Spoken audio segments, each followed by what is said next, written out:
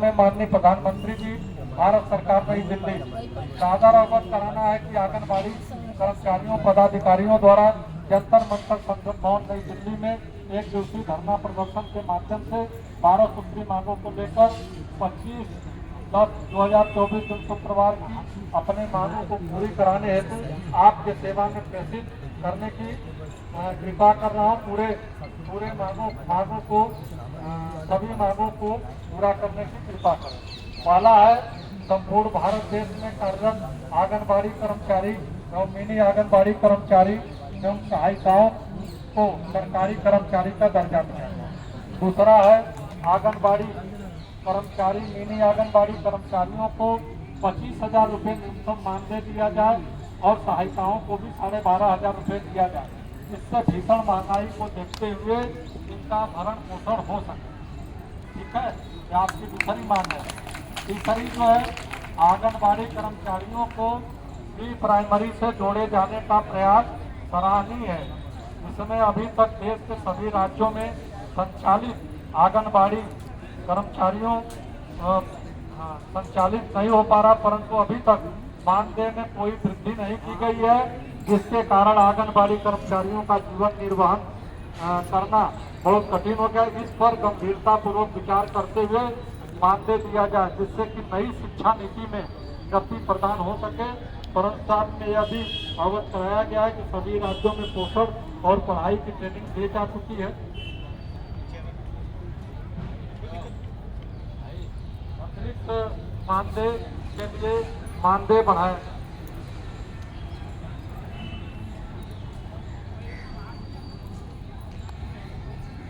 जिससे महिला एवं बाल विकास की स्वास्थ्य सेवाएं के अतिरिक्त अन्य कार्य न कराया जाए। राष्ट्रीय पोषण मिशन के अंतर्गत ये चौथा मांग है, ड्राई फूड होम टेक योजना के तहत आंगनबाड़ी कर्मचारियों को स्वयं सहायता समूह के साथ मिलकर वितरण किया जा रहा है।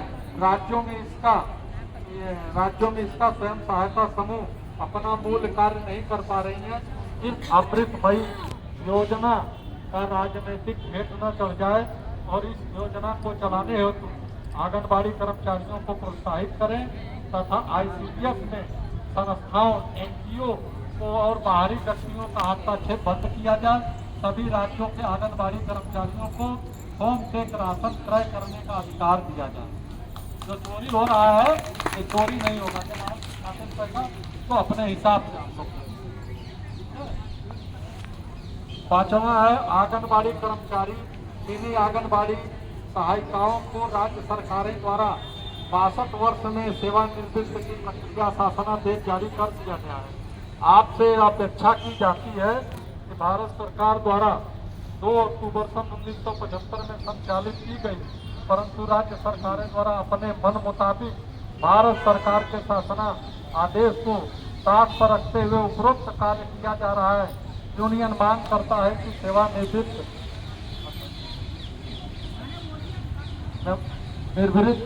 होने पर आंगनबाड़ी कर्मचारियों को कम से कम 10 लाख रुपया दिया जाए और इनके भरण पोषण हेतु पेंशन की व्यवस्था की जाए, सभी राज्यों में किया जाए।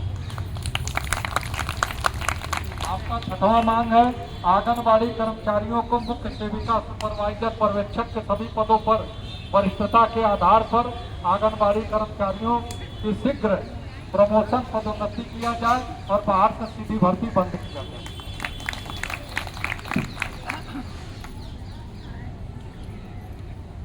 बाहर से सीधी भर्ती बंद किया जाए। शासकीय कर्मचारियों की भांति आंगनबाड़ी कर्मचारियों को मुख्य सेविकाओं के सभी पदों पर प्रमोशन में 50 वर्ष की आयु सीमा का प्रतिबंध समाप्त किया जाए, जैसे अन्य राज्यों में भी लागू किया गया है।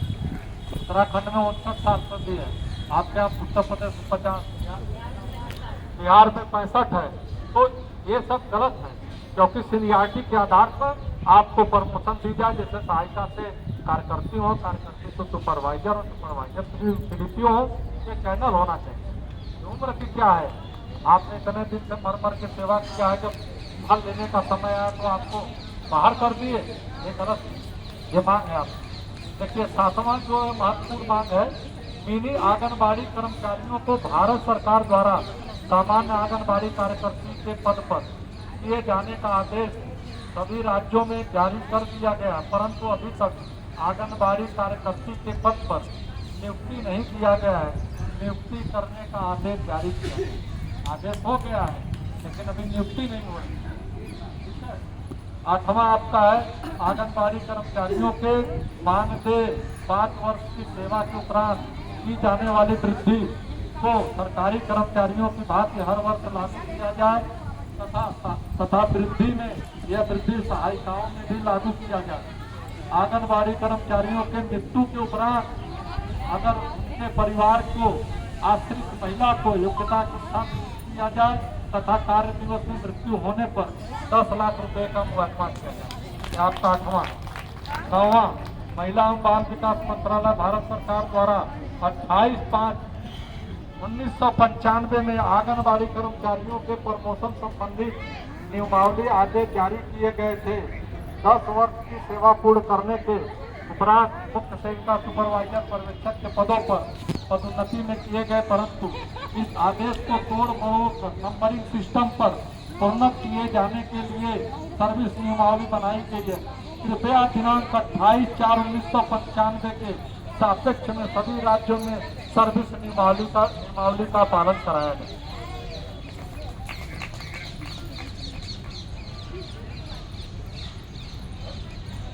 आपका है आंगनबाड़ी कर्मचारियों द्वारा गर्भवती महिलाओं धात्री महिलाओं की देखरेख किया जाता है, परंतु जन्म के उपरांत बच्चों का पंजीकरण भी किया जाता है, परंतु आंगनबाड़ी कर्मचारी द्वारा जन्म प्रमाण पत्र देने का अधिकार नहीं मिला है।